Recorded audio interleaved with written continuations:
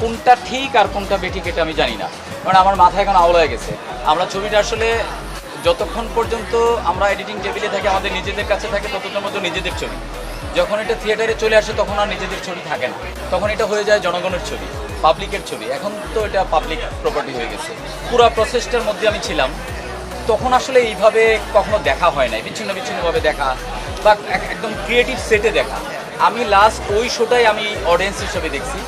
Audience হিসেবে দেখার পরে আমার কাছে মনে হচ্ছে যে ওকে, আমার কিছু লেখক কনফিডেন্স ছিল, ওইটা আমার একটু বিল্ড আপ হচ্ছে যে না, এখন আমি কনফিডেন্ট যে ঠিক আছে, দর্শক যদি হলে গিয়ে ছবিটা দেখে তাহলে দর্শককে ঠকানো হবে না।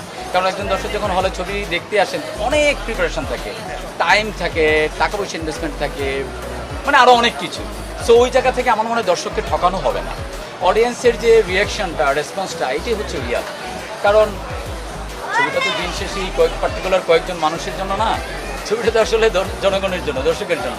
সো ওনারা যে রিয়াকশনটা দেবেন এটাই হচ্ছে রিয়াল। যেদিন আমি ডিসিশন নিয়েছি ফিল্ম মেকিং করবো, সেই দিনই আমি আসলে চ্যালেঞ্জটা আমি হাতে নিয়ে নিয়েছি। সো এখন এই পর্যায়ে এসে তো চ্যালেঞ্জ নেওয়ার কিছু নাই।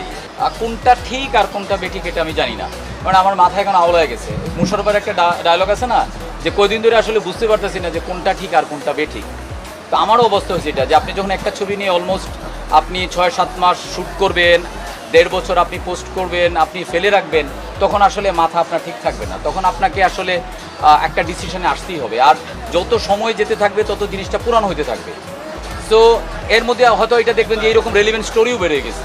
তো আপনি এটা কী করবেন? আপনাকে তো একটা ডিসিশনে আসতে হবে। তো শুধু আমি না, যারা ছবির সাথে, ছবি বিজনেসের সাথে যারা জড়িত আছেন, মানে বাংলাদেশের পার্সপেক্টিভে এখন এই ঈদ ছাড়া আসলে অন্য সময়টা আসলে কেউ ওই চ্যালেঞ্জটা নিতে চায় না।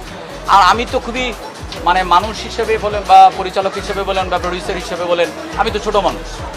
তো আমার অভিজ্ঞতাও কম। ওই জায়গা থেকে এইটা ছাড়া আর আমার কোনো রাস্তা ছিল না। তবে আমার মূল উদ্দেশ্যটা এখনও আমি বলি, আগেও বলছি যে আমার মূল উদ্দেশ্য হলো যে আমার ছবিটা মানুষ একটু দেখুক, জনগণের জন্যই, মানুষের জন্য যে ছবিটা করা, তো দেখুক। যদি মানুষের কিছুটা দেখে একটা পজিটিভ রেসপন্স আসে তাহলেই আমরা হ্যাপি।